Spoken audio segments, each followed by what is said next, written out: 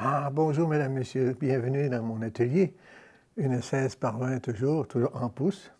Je tiens à mentionner, pour ce qui est de l'acrylique et de l'huile, ce n'est pas de l'acrylique que je peins, mais seulement à l'huile, depuis toujours. Seulement à l'huile. Un pinceau de 2 pouces, il y a un petit peu de verdâtre après. C'est bien, mais je vais le laver quand même.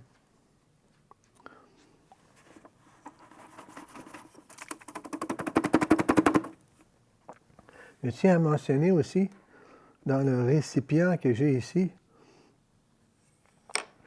j'ai à l'intérieur un liquide comme celui-ci, un liquide à laver les pinceaux. Il sert à laver les pinceaux. Il n'y a aucune odeur, c'est comme de l'eau.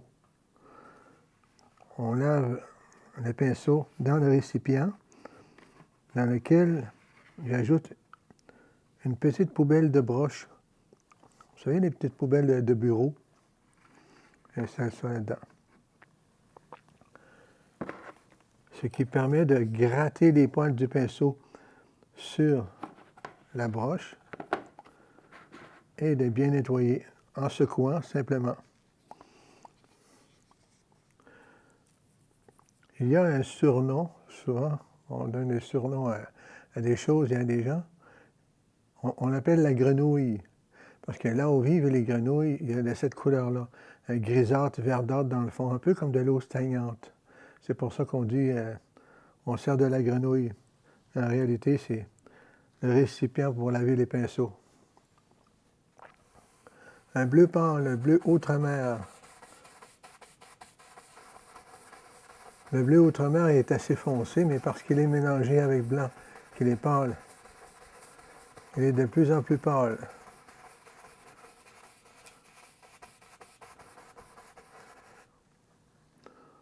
Pinceau de presque 3 pouces. Non.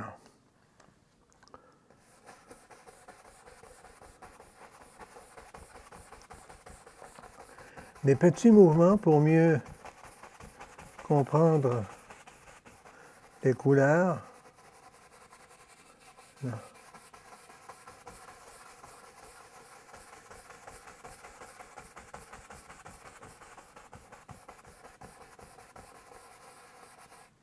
Là.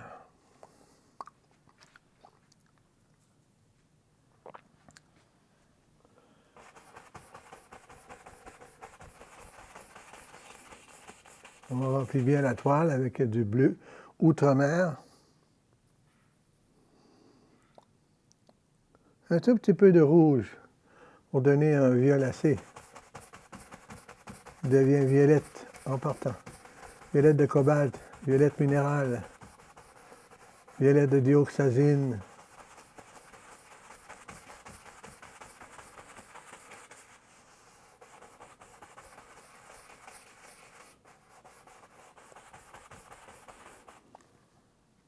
Les couleurs qui passent comme ça. Une scène d'horizon très haute. On se demande bien qu'est-ce que ça va être. La ligne d'horizon très haute. C'est rare qu'on fait ça. Une ligne d'horizon très haute.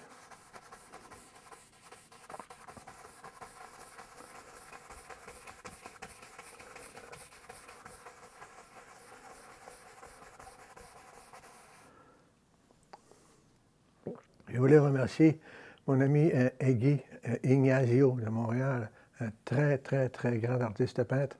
C'est lui qui m'a fait les chandails. Regardez, c'est beau. Il travaille bien, hein? Il a fait ça sur des gilets. Merci. Merci beaucoup, mon ami.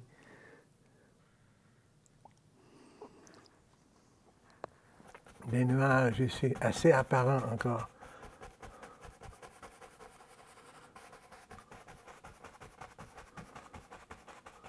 Oh, la lumière dans le ciel, et dans le haut, dans le très haut du ciel, sans laver le pinceau,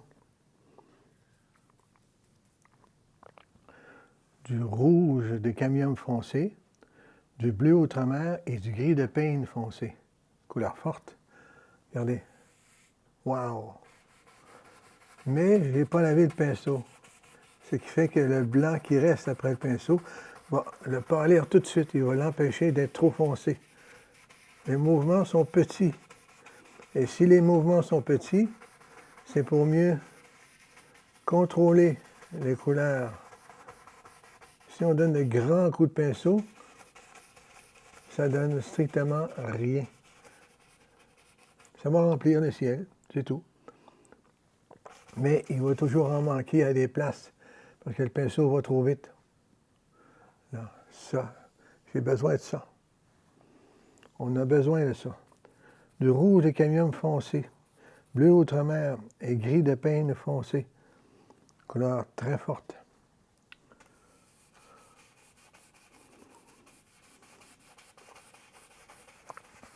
Lui devient un violette de dioxazine. Violette très foncé.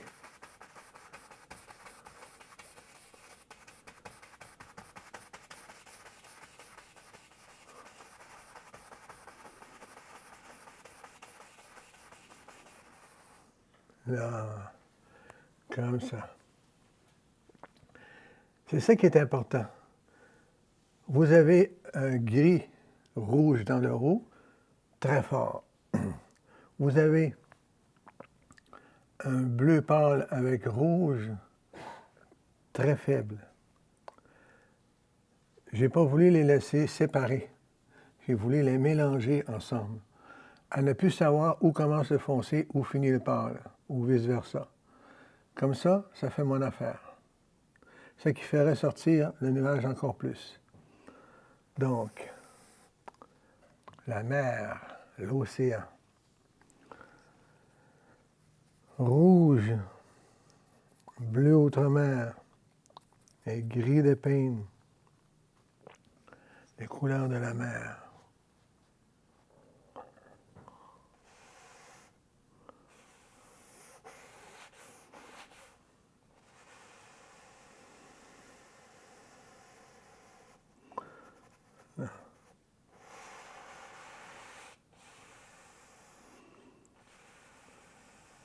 Si on va trop vite, on s'en va tout croche. Si on va lentement, on a plus de chances d'aller droite.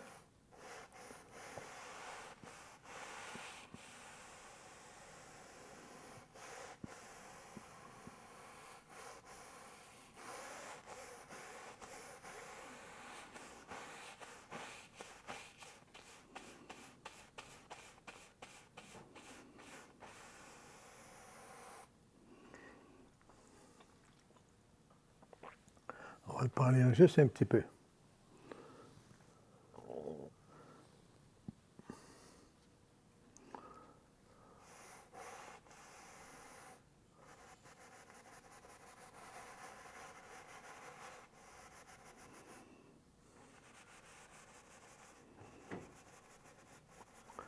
On tremble la main volontairement dans le but de donner des formes de vagues.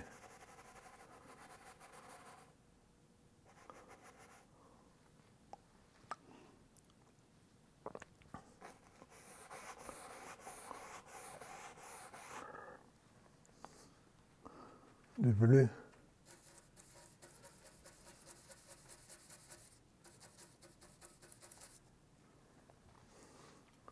Bleu outre-mer. Même du bleu de Prusse aussi.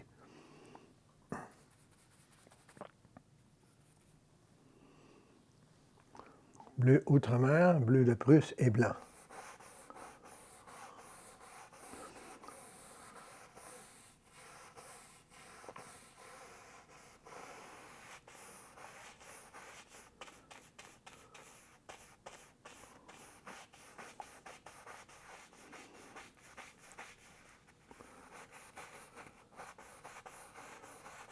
Je ne sépare pas trop les couleurs. Je les rassemble là. Déjà, ça va bien. Ça va bien. Vous pouvez changer les formes à la maison. Si vous faites le même modèle, vous pouvez varier aussi.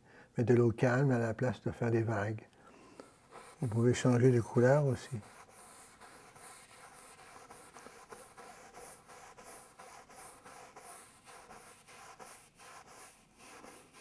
Donc, il ne faut pas le voir comme étant une compétition. Il faut le voir comme étant un plaisir.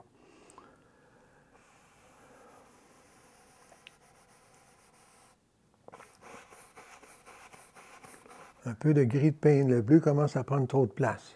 Il commence à devenir bleu petit lac. C'est l'océan.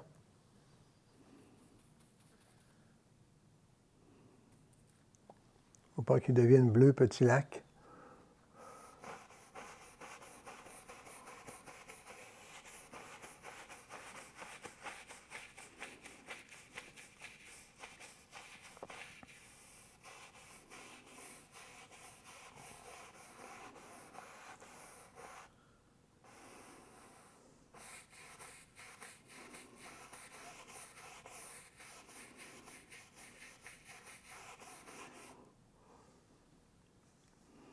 Maintenant, à l'autre bout, on va mettre le gros pinceau de côté.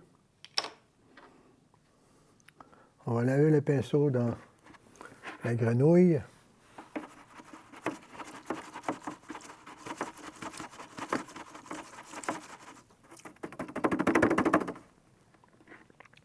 Voyez-vous, c'est un récipient rempli de dissolvant sans odeur avec une petite poubelle de bureau en broche pour gratter le pinceau, le secouer au fond. Ça nettoie très bien. Et puis, il n'y a aucune odeur. Et puis, j'ai pris la photo, ma photo, comme ça, à côté. Ça ressemble beaucoup. Là. Comme ça. Pour faire des vagues, je penche le pinceau comme ça. Je garde sur le dessus. La peinture sur le dessus.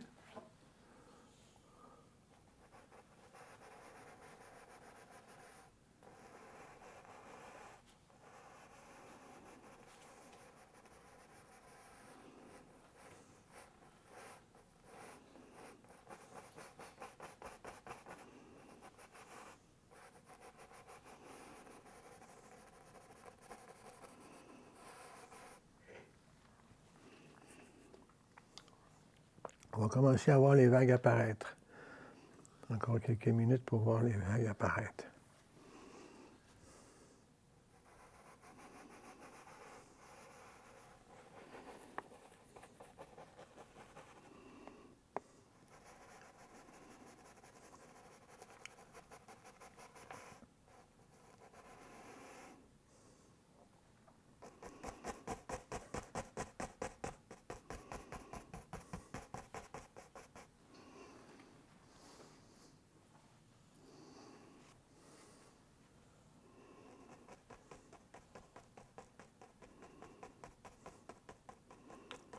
Quelques éclaboussures.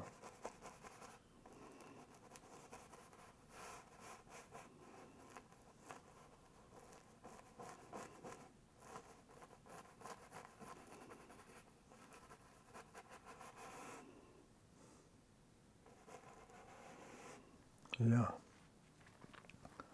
Quelques tournures de vagues aussi.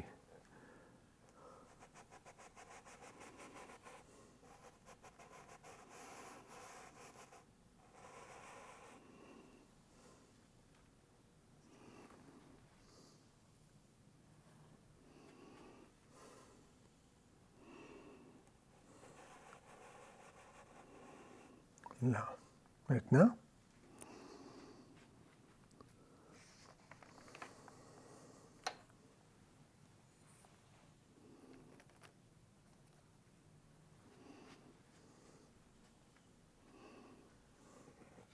oh.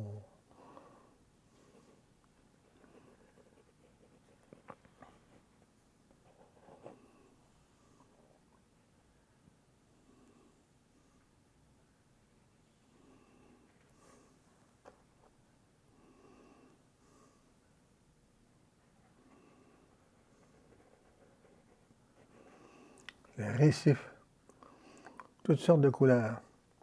Il y a le mouvement de l'eau constant qui va sculpter le roc avec le sel de mer variant de 7 à 8 % de taux de salinité qui va gruger le roc.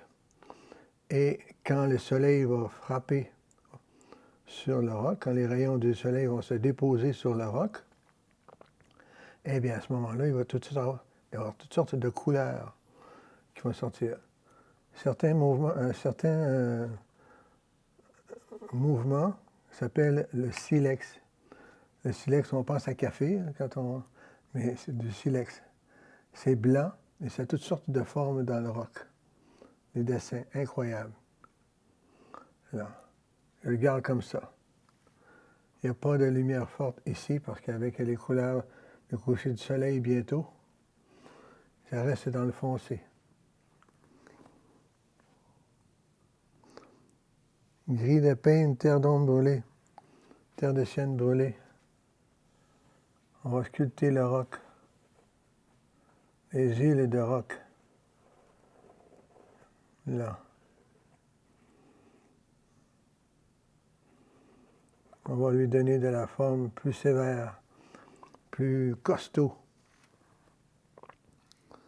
Gris de peigne, terre d'ombre brûlée, terre de sienne brûlée aussi.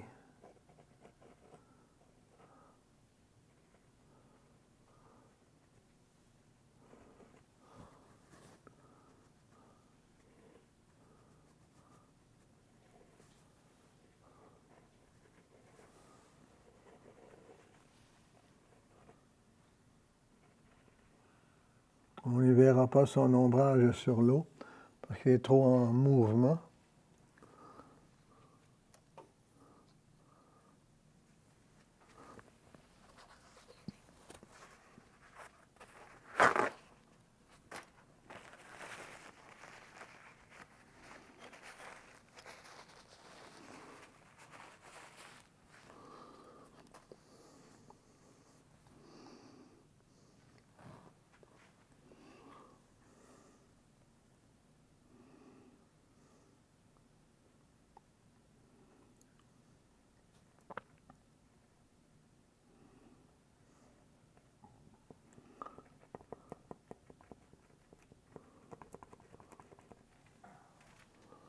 Là.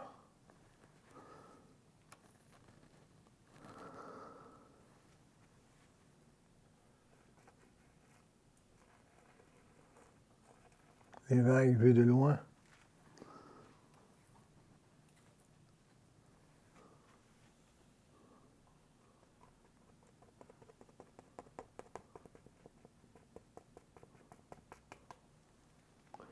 Les vagues de 10, 12, 15 pieds de haut qui viennent frapper le roc, qui viennent le frapper de côté, ce qui affaiblit l'écume.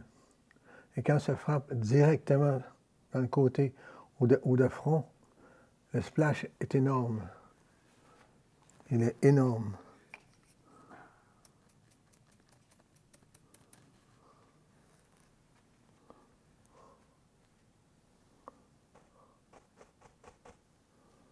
Là. Encore plus de blanc.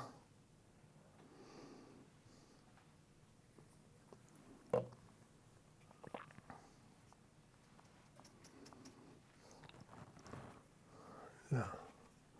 Sur le bout du pinceau.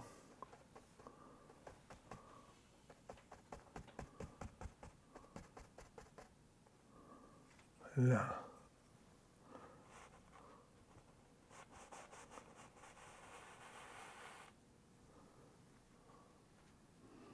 Un splash énorme.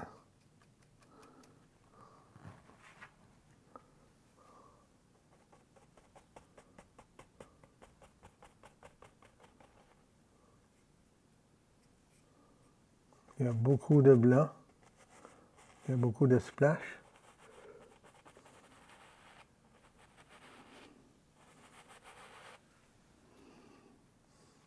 Là.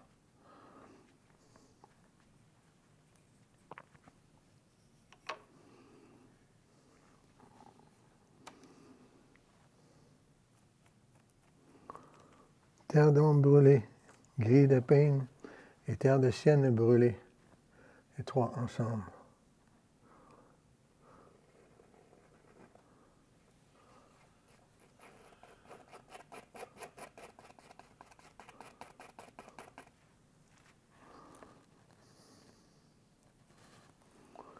Un peu de clarté, celui-ci.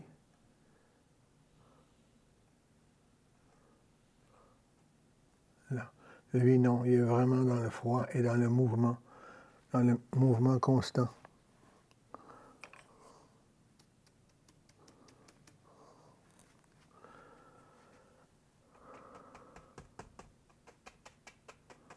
Un taux de salinité de la mer environ de 7 à 8%. C'est beaucoup. C'est pas comme la mer morte qui est à environ 30 ou 33. Mais quand c'est des mouvements constants, comme ça ici, le roc se fait sculpter par l'eau. Vraiment la sculpture.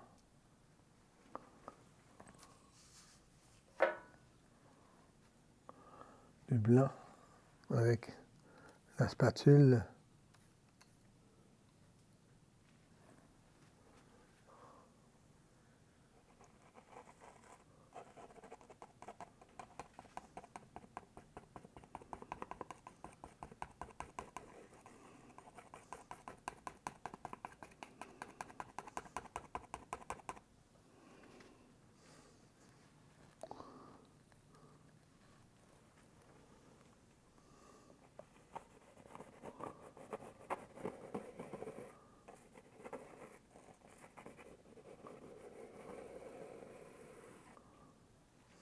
Là. Les vagues commencent à se coucher ici, sur la plage ou dans l'avant-plan.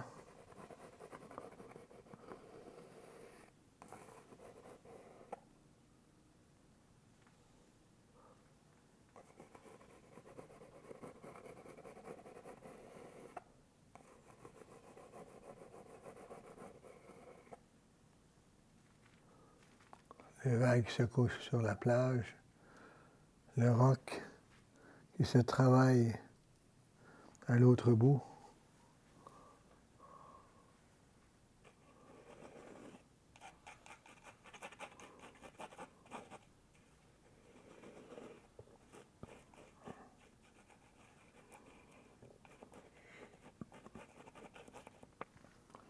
C'est que peindre la mer, la différence, c'est qu'il y a moins de choses, bien souvent. Et puis, on a souvent l'impression qu'il manque quelque chose à la toile. Parce qu'on n'a pas d'arbres, on n'a pas de montagnes, on peut avoir des bateaux, des choses. Mais c'est là la différence. On trouve ça plus difficile, pour certains, trouvent ça plus difficile, à cause qu'ils voudraient avoir beaucoup de choses sur la toile.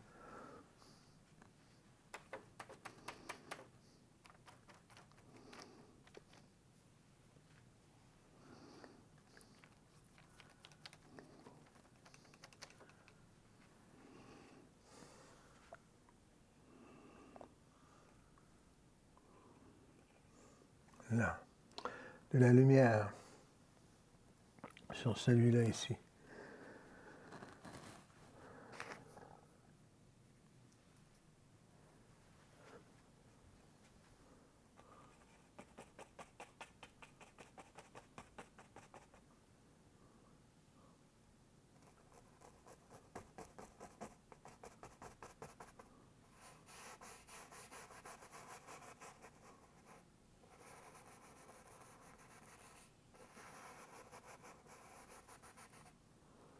Là. Maintenant, ici, ça va très bien. On va le continuer.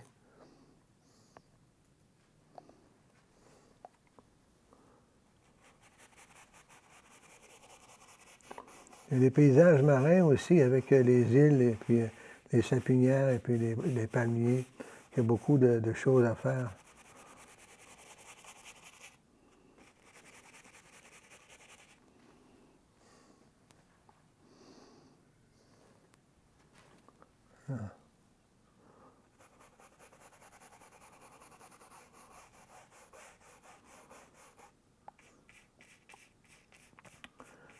Vous vous demandez peut-être pourquoi je regarde souvent à gauche. C'est pas qu'il y a un modèle, c'est que c'est le temps qui reste et ce qui reste à faire sur la toile. Comme en ce moment, il reste 3 minutes. En 3 minutes. Qu'est-ce que je fais dans 3 minutes? Où est-ce que je vais aller sur la toile?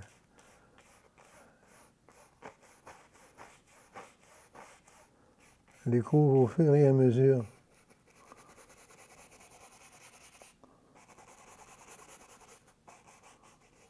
Là. L'eau en mouvement.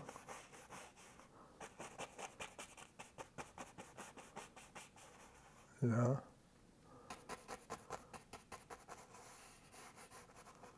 Là.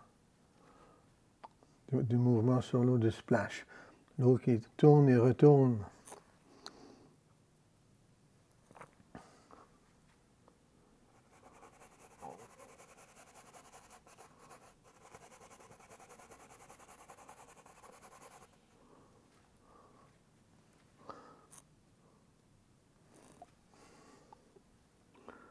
Là.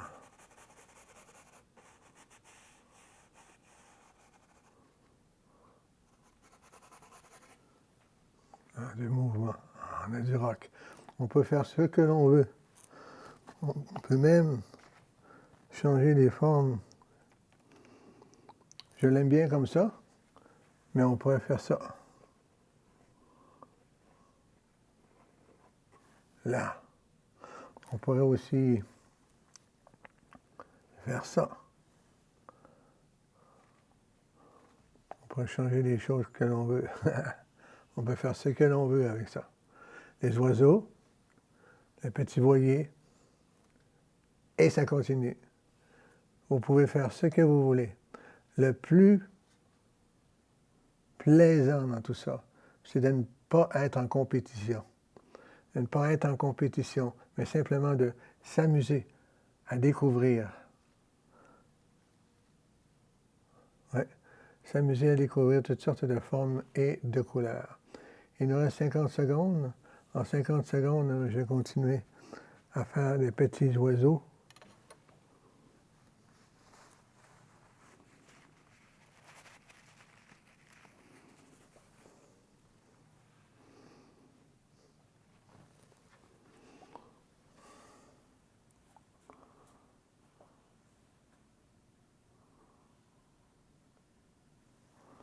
Là.